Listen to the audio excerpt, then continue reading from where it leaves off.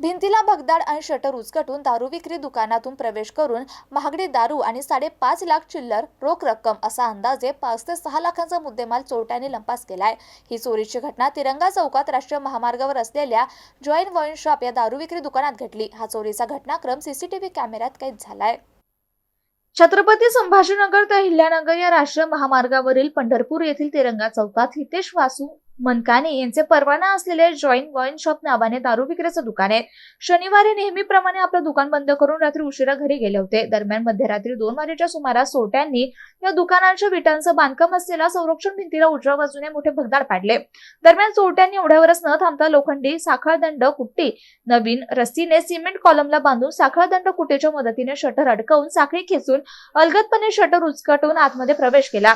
यावेळी दुकानातील 10 ते 20 हजार रुपये किमतीची महागडी दारू आणि रोख चिल्लर 5.5 लाख असा सुमारे 5 ते 6 लाखांचा मुद्देमाल लंपास केला। ही घटना दुकान मालक हितेश वासू मनकाने यांना सकाळी दुकान उघडण्यासाठी आले असता उघडकीस आली। दरम्यान त्यांनी ही माहिती MIDC वाळूज पोलिसांना दिली।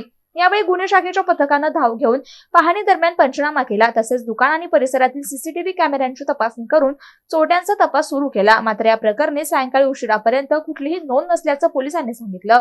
अशोक साठे, MCN न्यूज, वाळूज, छत्रपती संभाजीनगर।